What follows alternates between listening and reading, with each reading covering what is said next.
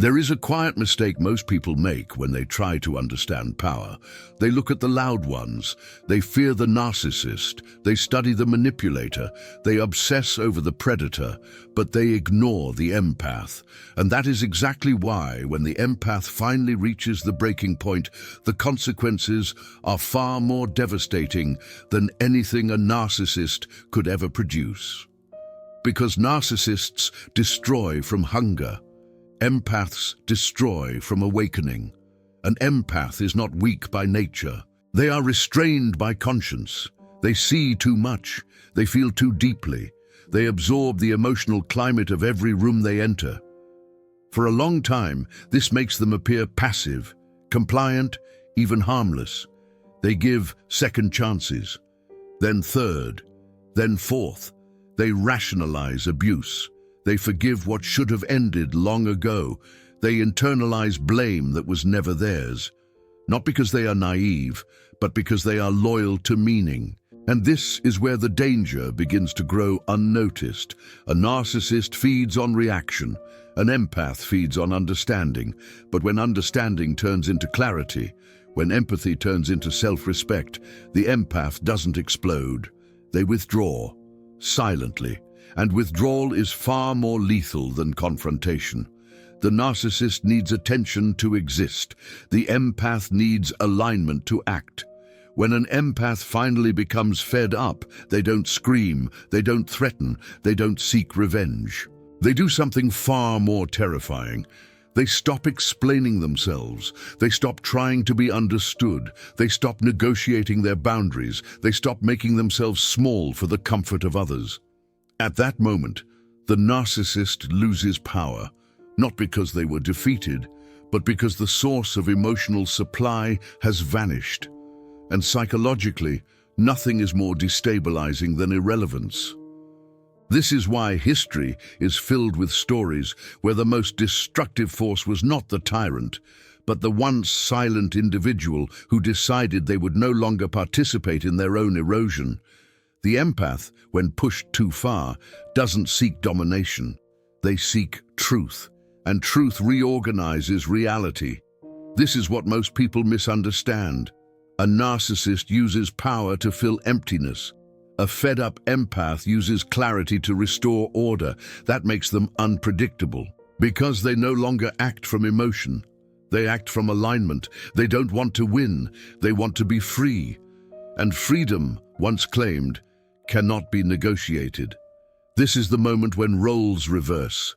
The narcissist becomes reactive. The empath becomes grounded. The manipulator becomes anxious. The empath becomes silent. And silence, when backed by inner certainty, is not weakness. It is final. If this resonates with you, pause for a moment, not to analyze, but to acknowledge. And write this in the comments. I choose clarity over chaos, not for engagement, not for validation, but as a psychological declaration. Because the moment you name clarity, you begin to live by it. What truly terrifies a narcissist is not exposure, it's absence. The narcissist does not collapse when confronted, they collapse when no longer reflected. Their identity depends on mirrors. Attention, emotional feedback, reaction, resistance, admiration, even hatred. Anything, as long as it confirms they exist, the empath unknowingly becomes the most powerful mirror of all. Not because they flatter, but because they see, they listen deeply, they remember patterns, they notice contradictions, they feel emotional shifts before words are spoken. For the narcissist, this feels intoxicating. Finally, someone who understands them, someone who absorbs their chaos and calls it connection. But what the narcissist mistakes for control is actually containment. And containment has a limit. When that limit is crossed, the empath doesn't retaliate, they recalibrate. This is where the psychological reversal begins. The empath stops feeding the mirror, and the narcissist begins to fracture. Without emotional supply, the narcissist experiences something close to existential panic. Not sadness, not guilt, panic.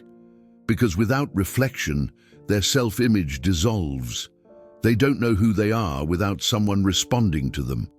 This is why they escalate. They provoke, they bait, they love bomb, they insult.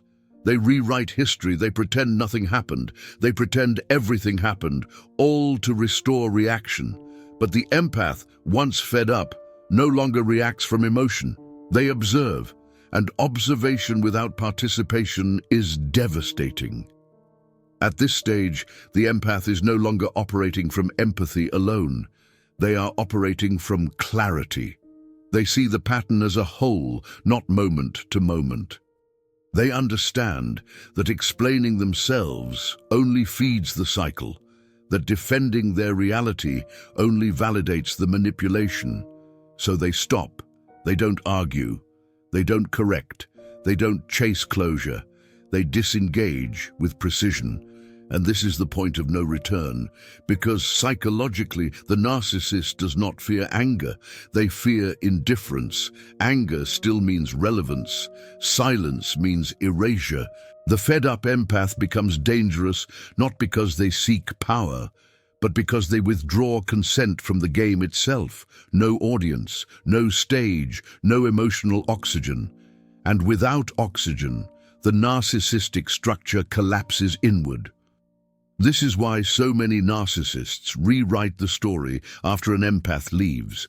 They must reframe themselves as the victim, the hero, or the misunderstood one. Anything to restore coherence to a fractured self-image. But the empath doesn't correct the narrative. They move on, and moving on is the ultimate declaration of sovereignty. At this stage, the empath is no longer driven by guilt. Guilt dissolves when responsibility is accurately assigned. They understand something fundamental. Compassion without boundaries becomes self-betrayal. So they choose boundaries, they choose alignment, they choose internal order, they choose silence over explanation. And this internal shift radiates outward. The empath becomes grounded, their nervous system stabilizes. Their intuition sharpens, their presence changes. They no longer need to prove who they are because they finally know. If you feel this shift happening inside you, don't rush it. This is not destruction, this is integration. And once again, anchor this realization consciously. Write this in the comments. I choose clarity over chaos. Not as a slogan, as a line in the sand. Because clarity is not passive. Clarity reorganizes your entire psychological landscape. There is a moment most empaths don't realize they've crossed, until they notice that nothing affects them the same way anymore. The manipulation that once triggered anxiety now feels transparent.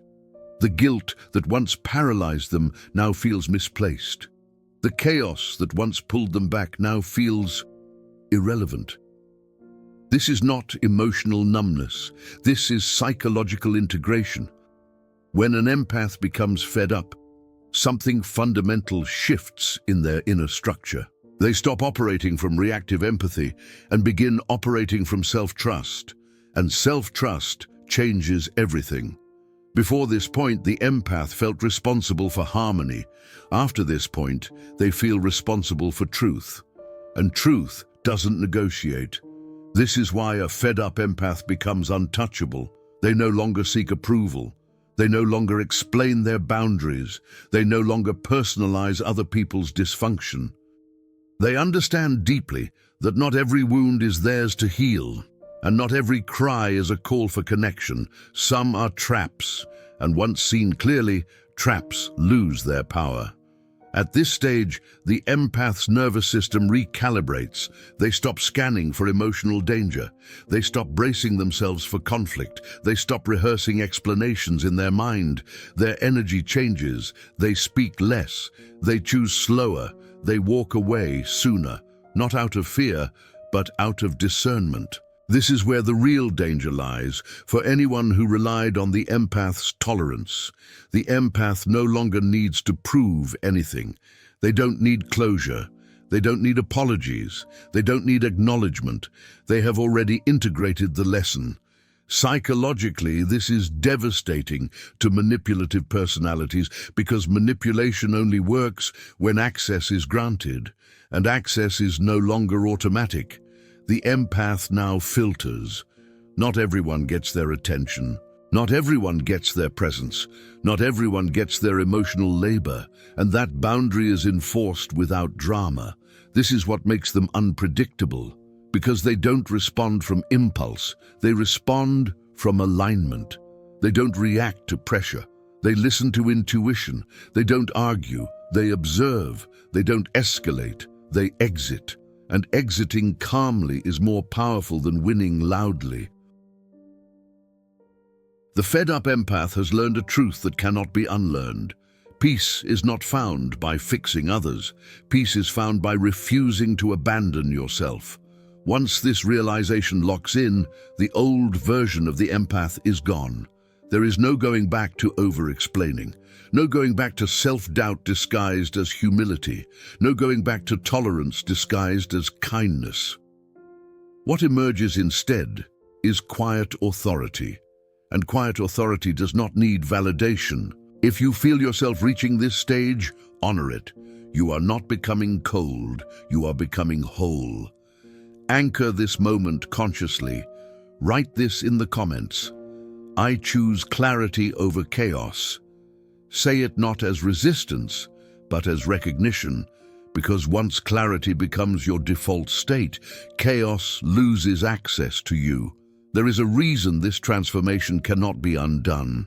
Once an empath reaches the point of no return, they have crossed from emotional awareness into structural awareness. They no longer just feel dynamics, they understand systems, and systems, once seen clearly, cannot be unseen. This is why the people who once underestimated them feel a strange loss they can't name.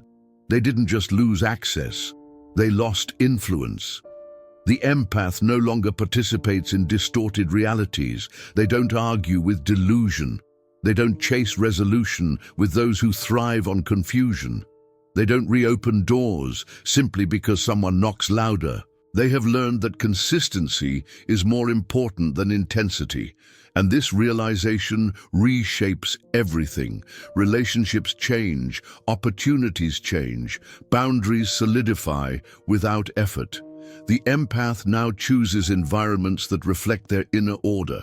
They walk away from chaos without guilt. They trust their intuition without overthinking. They recognize manipulation early, not because they are suspicious, but because they are attuned. This is what makes the transformation permanent. The empath has integrated both light and shadow. They no longer deny their capacity for strength. They no longer fear their own firmness. They understand that compassion without self-respect is not virtue, it is erosion. And so they stop eroding. What remains is someone calm, precise, and self-directed. Not aggressive, not defensive, not hardened, just aligned. This is why a fed-up empath is more dangerous than the narcissist. A narcissist seeks control. A fed-up empath seeks coherence. Control collapses when challenged. Coherence endures.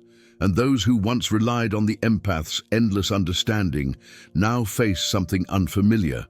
A person who cannot be guilted, rushed, or emotionally cornered. Because the empath has reclaimed authorship of their own life. They no longer ask, how can I make this work? They ask, does this align with who I am now? And alignment is non-negotiable. If this message reached you at the right time, let it land fully. Write this in the comments. I choose clarity over chaos, not as a defense, as a declaration, because clarity does not attack. Clarity ends cycles, and once a cycle ends, it never returns in the same form. You are not becoming distant, you are becoming sovereign, and sovereignty once claimed is never given back.